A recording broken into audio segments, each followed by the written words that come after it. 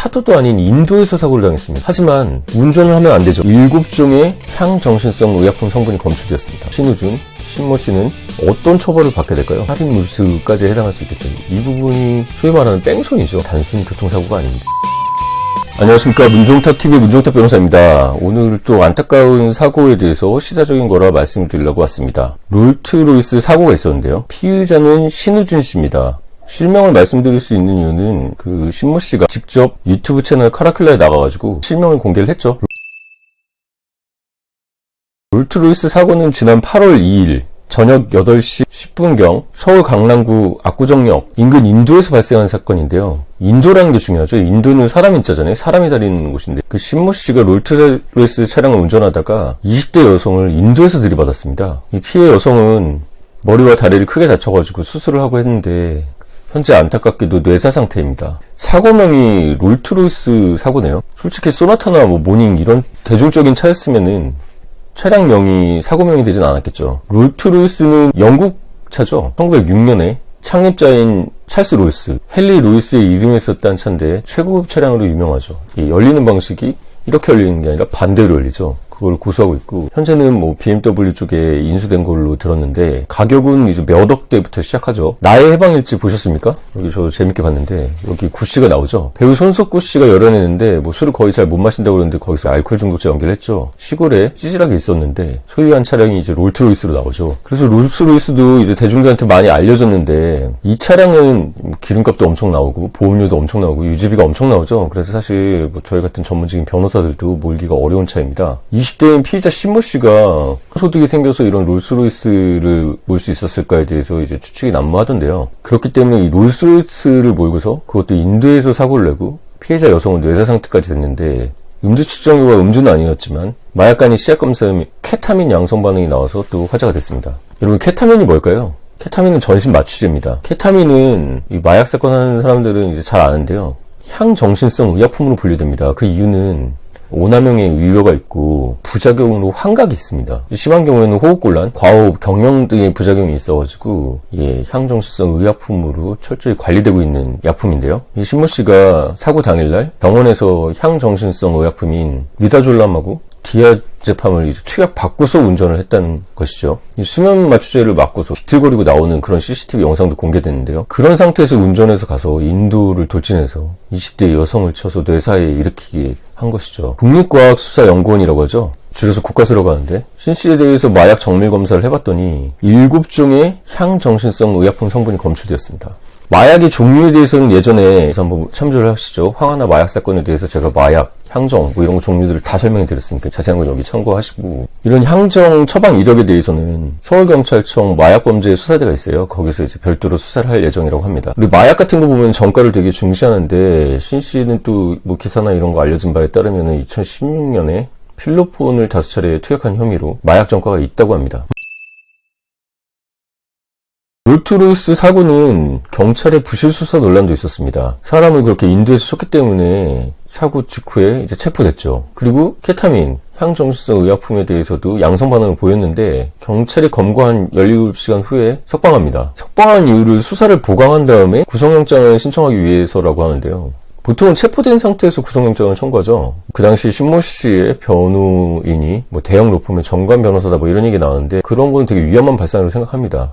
일단은 변호사는 자신의 의뢰인 편에서 최선을 다해서 변론을 하는 것이고 불구속 수사가 원칙이기 때문에 이 점이 정관 변호사다 대형 로펌이다 해서 비난받을 이유는 저는 없다고 생각합니다.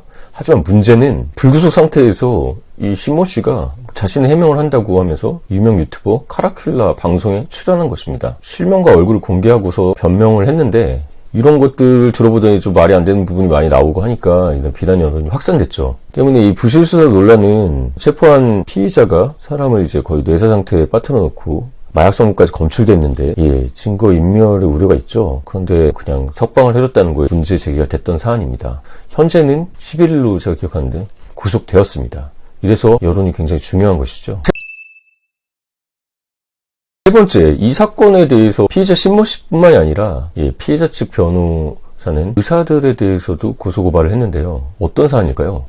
사고 당일날 신모 씨에게 마약 류라고 하잖아요. 이 향정 두 가지 종류를 주사한 압구정역에 성형외과가 있다고 하는데, 거기에 대해서 교통사고를 이제 업무상 과실치상을 했던 거니까 이거에 대한 방조, 도로교통법상 이제 약물운전 방조, 마약류 관리에 관한 법률 위반 고소를 했다고 하고, 치료 목적이 없었는데도 진료기록부에 이 향정수성 의약품 마약류에 대해서 허위 기재를 한 사실이 있다면 의료법 위반이 되겠죠. 이 부분에 대해서도 고발을 했다는 얘기가 들립니다. 또 당일날 사고를 일으키게 한 그 의사가 일으키게 하지는 않았겠지만, 그 처방을 한 의사뿐만이 아니라 다른 의사분들도 지난 2월부터 최근까지 향정수성 의약품 7종류 처방을 한 의사분들에게는 마약류 관리법 의료법으로 이제 고발을 했다고 합니다. 여러분, 향정이라고 줄여서 말하잖아요. 향정수성 의약품, 그리고 마약, 이런 것들은 주사제든 경구제든, 그 주사를 맞던, 경구는 입이죠. 입으로 넣던 마약 통합관리 시스템에 등록이 됩니다. 향정 마약은 사용하면 주사제 같은 경우 사용량과 폐기량을 다 기록해야 합니다. 근데 이 향정 성분이 7가지 종류나 나왔다는 것은 오남용 사례가 있다고 의심이 되고, 보통 이런 오남용 사례가 보이면 식약청 마약관리과에서 의사에게 소명을 요구합니다. 이 부분은 제가 사실관계를 다 아는 것은 아니니까요. 만약에 의사가 부정한 목적으로 대가를 받고 향정수성 의약품을 계속 처방했다면, 지난 유아인 배우도 이런 식으로 수십 차례 향정수성 의약품 처방을 받은 게 이제 적발이 됐잖아요. 마약류 관리법 위반으로 수사를 또 할 것 같습니다. 자, 그러면 본명을 본인이 공개했으니까요. 이 신우준, 신모 씨는 어떤 처벌을 받게 될까요? 서울 강남경찰서는 처음에 이제 석방했던 거에서 다시 수정해서 이제 여론이 안 좋아지니까 그런 거 감안했겠죠. 9일 구속영장을 청구했고, 신모 씨는 구속된 것으로 알고 있습니다.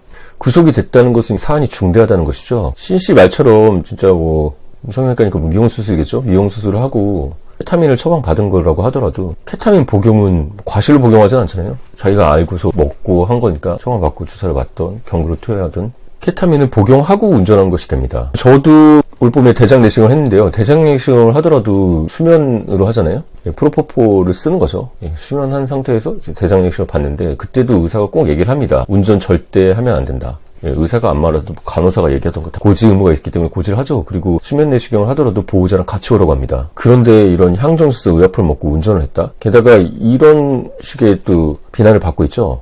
현장에 있었던 목격자들의 말에 따르면은 차에 이제 여성이 깔려 있는데 피해자가 이를 무시하고 악셀 페달을 밟았다는 거예요. 이 부분에 고의가 인정되면 이럴 때는 위험한 물건인 자동차로 한 거니까 특수상해, 그리고 살인의 고의까지도, 미필적 고의까지도 인정돼 버리면은 살인무수까지 해당할 수 있겠죠. 사고 조치를 안 하고 현장을 이탈했다고 하는데, 이 부분이 소위 말하는 뺑소니죠. 이 사건은 거듭 말씀드리지만 향정수성 의약품 마약류 성분이 검출됐기 때문에 단순 교통사고가 아닙니다. 문종탁 TV의 특징 있죠. 우리가 법을 얘기할 때는 법조문을 보여야 되잖아요. 이런 변호사 분들의 유튜브 채널 좀 드물던데 왜 하죠? 왜 법에 대해서 얘기하는데 법조문을 안 얘기한 거죠? 그러니까요. 복잡하시더라도 좀 봐주십시오. 보이십니까? 특정 범죄 가중 처벌들에 관한 법률입니다. 특정 범죄는 가중해서 처벌해야 되기 때문에 이런 걸 만드는 것이죠. 제5조의 11 유명하죠. 위험운전은 치사상입니다. 우리 흔히들 음주운전만 알고 있는데, 음주 또는 약물의 영향으로 정상적인 운전이 곤란한 상태에서 자동차들은 운전해서 사람을 상해에 이르게 할 때는 1년 이상 15년 이하의 징역입니다. 또는 1,000만 원 이상 3,000만 원 이하의 벌금이죠. 단 사람을 사망에 이르게 한 사람은 무기 또는 3년 이상의 징역에 처합니다. 위험운전 치사상에서는 구성 요건으로 정상적인 운전이 곤란한 상태가 있네요. 그렇기 때문에 위험운전 치사상 같은 경우는 정상적 운전이 곤전하지 않았다, 이런 것을 변호인들이 변론의 전략으로 씁니다. 하지만 여기서는 정상적 운전은 당연히 곤란한 상태였을 것으로 보입니다. 사고 정황을 봐도 정상적 운전이 가능한 상태가 아니었죠. 피해자는 지금 중상해를 입었죠. 중상해를 넘어서 이제 뇌사 상태입니다. 그렇다면 법정형으로 가해자는 1년 이상 15년 이하의 징역에 처해질 가능성이 높고, 만약 치료받던 피해자가 너무나 안타깝게 사망하실 경우에는 무기징역 또는 3년 이상의 징역도 가능하겠죠. 유사한 판례를 소개시켜드리겠습니다.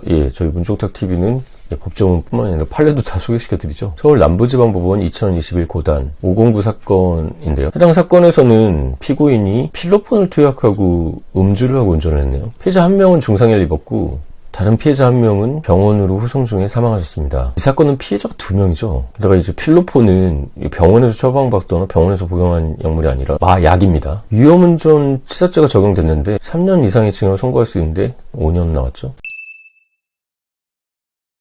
자, 지금부터는 제 소감입니다. 앞에서 말씀드렸던 판례처럼 사람이 죽었는데도 5년형 정도뿐이 안 나왔죠.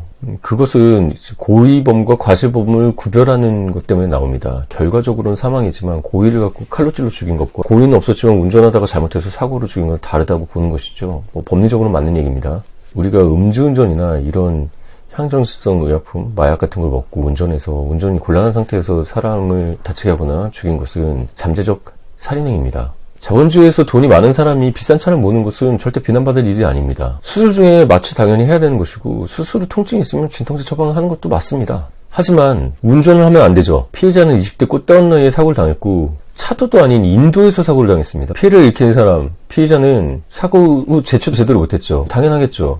약물에 취해 있는 상태니까요. 신모 씨는 단 한 번도 피해자에게 괜찮은지에 대해서 묻지 않았다고 합니다. 이 부분이 더 공분을 샀던 것 같습니다. 피해자에 대해서는 배우 지망생이었는데 서울로 상경해서 아르바이트를 하면서 열심히 살았고 지하철로 가기 위해서 이제 귀가하는 중이라고 했습니다. 신모 씨 잘못 판단한 전략은 여론을 바꿔보고자 피해자 가족이 아닌 유튜버 카라큘라를 찾아간 것이겠죠. 거기서 이제 변명하는 모습들 이런 것들을 보면서 사람들이 여론도 더 나빠졌겠죠. 언론이 주목하고 이렇게 사회적 공분을 하면 더 중한 형을 받을 가능성이 있습니다.